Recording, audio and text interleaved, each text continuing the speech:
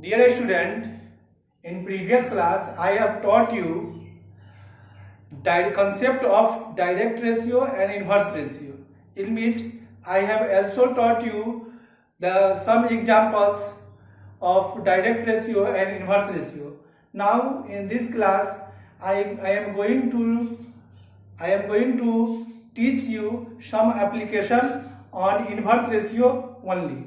So question is, see here, if 36 men can do a piece of work in 25 days, in how many days will 15 men can do the same work? Here work is fixed.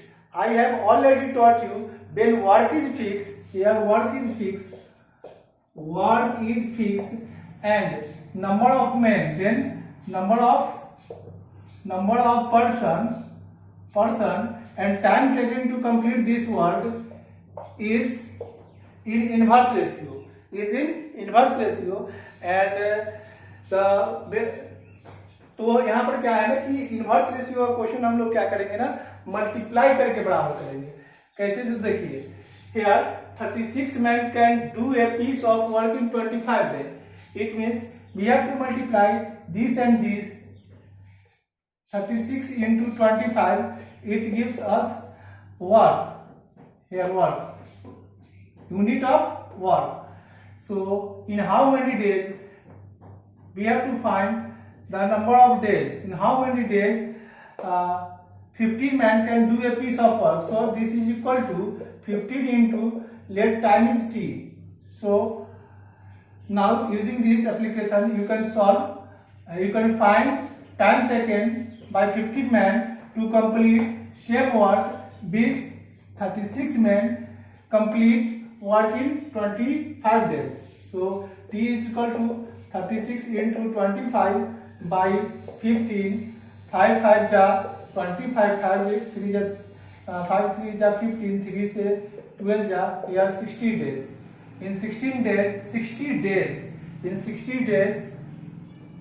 15 men can complete the same work. Okay, see this. Second question is, a car can finish a certain journey. It means here certain this journey means distance is fixed, and here distance is fixed, and discussing about in 10 hours at the speed of 48 kilometer. A car can finish a certain journey in 10 hours at the speed of 48 hours. Here time and here speed is given and distance is fixed. So time and this speed is in inverse ratio. By how much should it speed be increased? Now it is question asking that how much speed is increased so that it may take only 8 hours. So here we have to increase speed. When we increase speed, then time is decreased. Okay, here time taken is 10 hours. Now when we increase speed, time takes only 8 hours. तो ये क्या है ना कि अब ये inverse ratio में होता है. यहाँ पर क्या है ना कि ये स्पीड और टाइम इनवर्स में होता है. कब? जब डिस्टेंस फिक्स हो. जब डिस्टेंस फिक्स हो तो स्पीड और टाइम क्या होता है? इनवर्स में होता है. तो इसको मल्टीप्लाई कर दीजिए ना, ये और ये, मतलब फर्स्ट पार्ट ऑफ क्वेश्चन को जो है 48 इंटू 10 इसको मल्टीप्लाई कर दिए equal to second part of question. ये 8 आवर लेता है, इसका स्पीड 8 हो गया. अब देखिए 8 से 6 कितना हो गया? स्पीड जो हो गया वो हो गया 60 न्यू स्पीड. अब इंक्रीज स्पीड पूछ रहा है, तो पहले कितना स्पीड था? 48. तो now increase speed is equal to 60 minus 48, that is equal to 12 kilometer per hour. This is your answer. Okay, now write this. अगला क्वेश्चन है, इसको समझिए. A military camp has provision for 630 men to last for 65 days. मतलब एक military camp में उतना ही food है, मतलब अगर समझिए यहाँ पर 630 मेन अगर मिलिट्री कैंप में हो तो खाना कितना दिन तक चलता है? 25 दिन तक खाना फिक्स है। अब क्या कर रहा है, how many men must be transfer to another camp, मतलब इस कैंप में से कितना आदमी को ट्रांसफर कर दिया जाए ताकि ये खाना जो है लास्ट फॉर अनदर 30 डेज, मतलब मात्र अब ये जो है 25 दिन नहीं चल के 30 दिन चले। तो जैसे ही इधर टाइम बढ़ा तो उधर तो घटेगा ही, उसमें से कितना ट्रांसफर किया। तो सपोज कीजिए, सपोज क्या करना है कि अब देखिए फर्स्ट पार्ट में कितना है, यहाँ खाना फिक्स है, ये फूड फिक्स है, और यहाँ पर मेन और डेज ये क्या होता है, इनवर्स रेशियो में होता है। ये तो हम बताए थे एग्जाम्पल में, वहां देखिए जो हम पिछले वीडियो में बताए थे पिछले क्लास में, वहां देखिए फूड जब फिक्स होता है तो मेन और डेज इनवर्स में होता है। तो फर्स्ट पार्ट ऑफ क्वेश्चन को मल्टीप्लाई कर दीजिए is equal to second part of question. 30 days है तो 30 डेज में कितना आदमी खाएगा, मान लो एक आदमी खाएगा, तो एक आदमी खाएगा तो इससे ये कैन 0 से 0 कैंसिल, 3 से कितना जाए बार में 21 बार में, तो x इक्वल टू कितना होगा 21 इंटू 25, और 25 से 21 को मल्टीप्लाई कीजिए, हो गया 25, 25 टू जा 50, हो गया 525, मतलब 525। अब आदमी कितना खा रहा है, जब इतना मैन अगर होगा तो ये 30 दिन तक खाना चलेगा।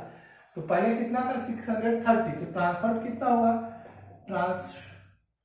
ट्रांसफर कितना सैनिक को कर दिया, तो 630 माइनस 525, तो ये हो जाएगा 5, ये हो गया 0, ये हो गया 1, 105 सैनिक को जो है ट्रांसफर कर दिया एक मतलब कैंप से दूसरे कैंप। ये हुआ हम लोग का answer. Next question is here a military camp has provision for 630 men to last for 65 days, मतलब यहाँ है कि एक मिलिट्री कैंप में अगर 630 सैनिक हो, है ना, तो जो खाना है वो 25 दिन तक चलता है। खाना को क्या कर दिया है कि फिक्स कर दिया, जो भी फूड आइटम है उसको फिक्स कर दिया है। तो फूड आइटम जब फिक्स होता है, फूड आइटम फिक्स होता है, अगर वैरी करे, क्या वैरी करे, सोल्जर और टाइम वैरी करे, तो ये जो वेरिएशन जो होता है, ये वेरिएशन जो होता है इनवर्स का होता है। ये किसका वेरिएशन होता है, इनवर्स का होता है, इनवर्स रेशियो का है। तो इनवर्स रेशियो में क्या करते हैं, फर्स्ट पार्ट ऑफ क्वेश्चन को मल्टीप्लाई करते हैं equal to second part of the question, multiply करके इक्वल करते हैं, क्वेश्चन बन जाता है। तो इसमें क्या कर रहा है कि military camp has provision for 630 men to last for 25 days.